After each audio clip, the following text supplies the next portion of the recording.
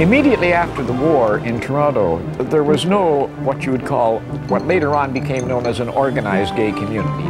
Much of the social activity in the late 40s and the 50s and the 60s even were house parties. That's where the main social life took place. But there were also a number of what were called beverage rooms, what we would call pubs today, that catered to a reasonably predominantly gay clientele.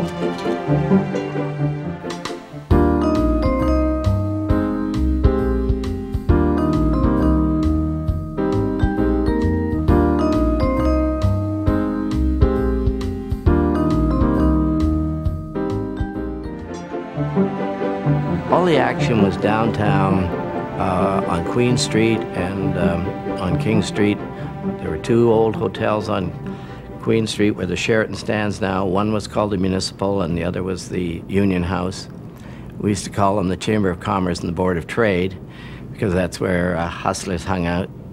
And we met in 1948 by way of being introduced by a mutual friend in the Savarin Hotel, which I understand is no longer there. It was a gay pub.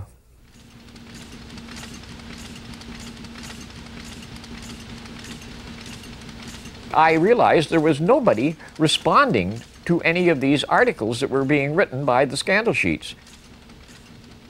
And I don't know why I did it, but I just decided, well, somebody's got to do something about this, and it might as well be me. So I started writing letters.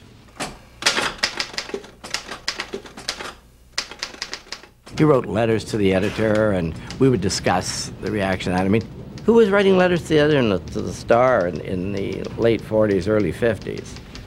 I called Jim Egan Canada's pioneer gay activist. And I think that history has shown that that's probably the case. No other voices have come forward since then that we've been able to uncover that would identify another public spokesperson for homosexuality in Canada as early as the late 40s and 1950s.